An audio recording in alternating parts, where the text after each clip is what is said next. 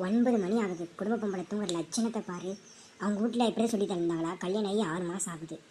தினைக்கும் இப்படி தானே. நான் கொஞ்சம் நாள் ஊரில் இல்லை, அதனால என் பையனை வளைச்சி போட்டு இப்படி மயக்கி வச்சிருக்கா.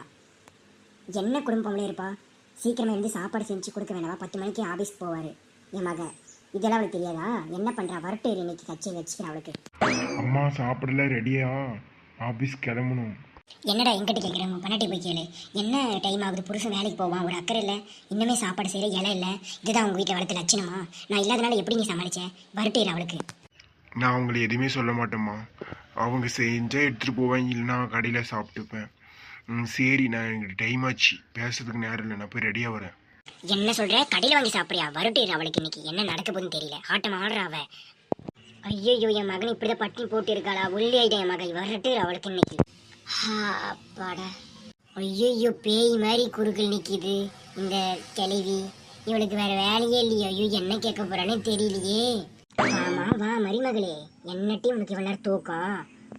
அத்தை இல்லத்த, களைப்பா இருந்துச்சு அத்தை, அதெல்லாம் தூங்கத்த.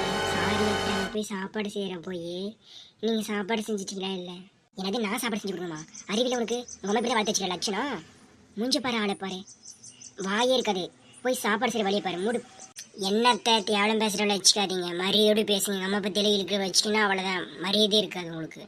என்னடி பண்ணுவா? அப்படி தான் பேசுவோம். உடனே முடிச்சுட்டு பாருடி. அப்படியே உன் மண்டையை பிடிச்சி ஆயிரில் துண்டைக்காலம் துணியக்காரன் சொல்லிட்டு வீட்டை விட்டு ஓடிடுவேன். எங்கள் பையனுக்கு அப்புறம் 2 நான் பண்ணி வச்சிருவேன். என்ன வளர்த்து வச்சிருக்காங்கம்மா லட்சணம்? பொண்ணப்பாரு, ஆளைப்பாரு. பொறுமையாக இருக்கிறதுக்கு தான் பொறுமையாக இருப்பேன். என்னை சோதிச்சு பார்த்தீங்கன்னா அவ்வளோதான். இப்போ நீ அடிக்க அடியில் துண்டைக்கான துணிக்கான அம்மா விட்டு கூட போகிற இருட்டிப்பேன். இந்த அட்டி பஞ்சு என்னை அட்டி கழுவி அடிக்கிற.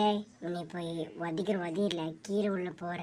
ஐயோ, இந்த சொரக்கா மண்டியில் என்னை அடிச்சிட்டாலே. ஐயோ, என் மண்டியில் தான் என்னுடைய பவரெல்லாம் இருக்குது. வேணும் டி கேள்வி உனக்கெல்லாம். இன்னும் அடி வேணுமா? இனிமே வச்சுப்பேன். உன்னுடைய ஆட்டெல்லாம் அங்கே வேகாதுட்டி.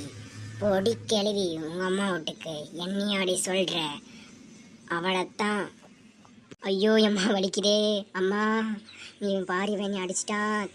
மேலேருந்து வா, எனக்காக இவளை அடிக்க ஆவிய வந்து. ஐயோ முடியலையே.